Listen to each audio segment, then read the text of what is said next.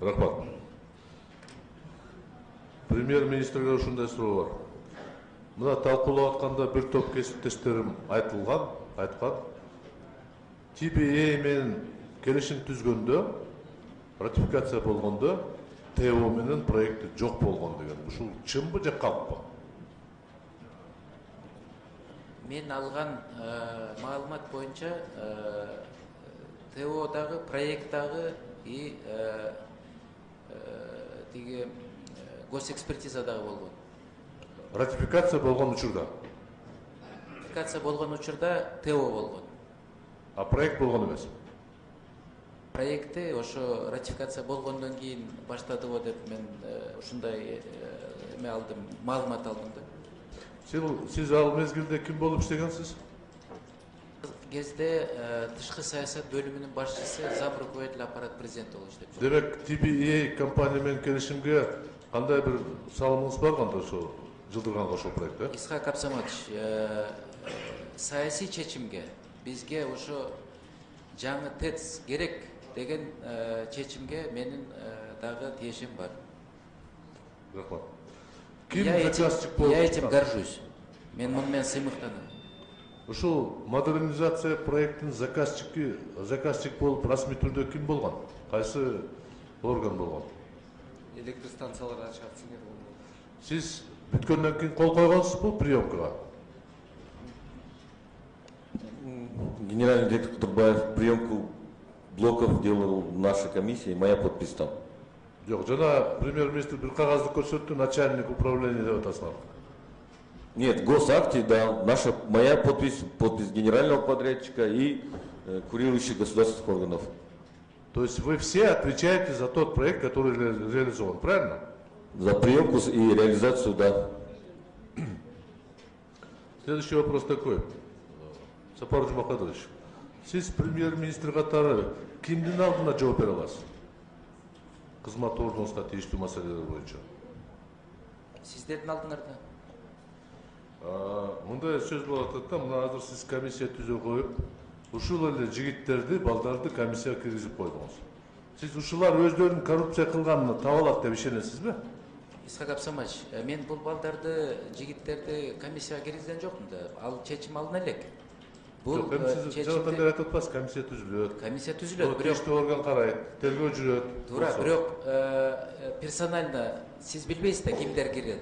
Биз анын баарын талкуулап кеңешебиз. Эксперттерди, ошол министрликтердин өкүлдөрүн муну персонально карайбыз, карап чыгабыз баарын. Мен милиция кызматында иштегенмин да өз мезгилинде. Мына азыр түшүнбөй атам. ГКНБ качандан бери халатность боюнча ишти тергөө жүргүзүп калды? Түшүндүрүп бересиз мага?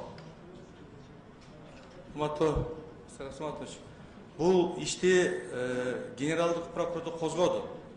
Ал керек биз ойлоп атабыз, же бизге, же ГСБКке берет болсо, себеби кечээ күнү комитетте бир эки ушул структура жөнүндө сөз болду. Ал керек жагы. Бирок генералдык прокуратура козгоду бул иштичи. Тергөөнү же буларга, же бизге берет.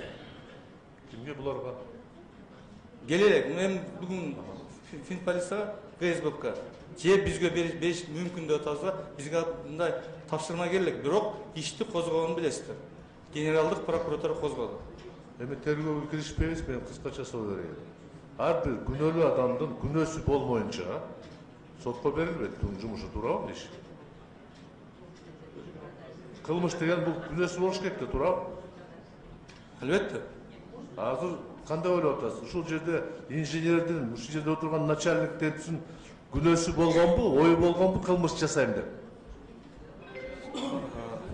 Мунун баарын тергөөнүн жыйынтыгы менен билинет. Ага чейин тиги деп айткан туура эмес. Иш козголду.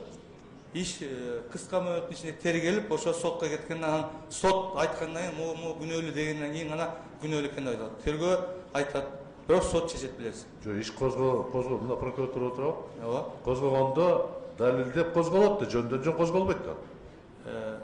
Прокуратура материалдарын предварительный, бирок сиз айтпайсызбы, күнөөсү барбы жокпу депчи. Анан авария болду, өзүңүздөр көрүп атасыз, мына бир керелен кечке талкуулап жатабыз. Моундай болуп, тигиндей болуп. ошонун баягы аягына чыгып анан тергөөнүн амалынын негизинде айтылат да мунун күнөөсү бар экен, тигин күнөөсү бар экен деп андан еще сотко барыш керек. Презумпция невиновности есть, вы знаете прекрасно. Серьезно? Менде мындай суроо да, Сапар Жумакадырович. Последний вопрос такой. Жылуу бүткүл шаар боюнча 10 секунд кош койгон.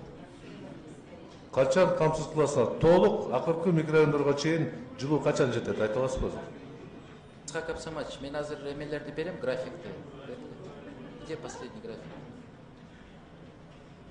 Тепло, подача. Значит, мынакей саат канчага болду? Кайсынысы болду? Значит, Запад 1 69, Запад 2 78, Запад 3 64, Аламедин 67, Восток 67 болуп атат азыр. Ал температура? Температура. Үйдүн ичинде. Батареяны айтам да. Тура? И акыркы суроо, канча кызматкер сизге бүгүнкү күнгө чейин өз ыктыяры менен кызматты бошотом деген кайрылды? Исхак Абсаматович, эми бул суроону берилген. Мен дагы бир жолу айтып берсем, значит, Калиев Айбек Рысбекович ошондой арыз менен мага кирген. Мен ойлойм, эми мына бул киши азыр бул секторго жооп берип атат, ишти алып барсын, иликтөөлөр жүрсүн, ошо тергөө жүрсүн, анан ошонун жыйынтыгы менен биз көрөбүз. Мен чечим кабыл алам. Азыр мен чечимге мындай бир тигиндей же мындай чечим болот деп айта албайм силерге.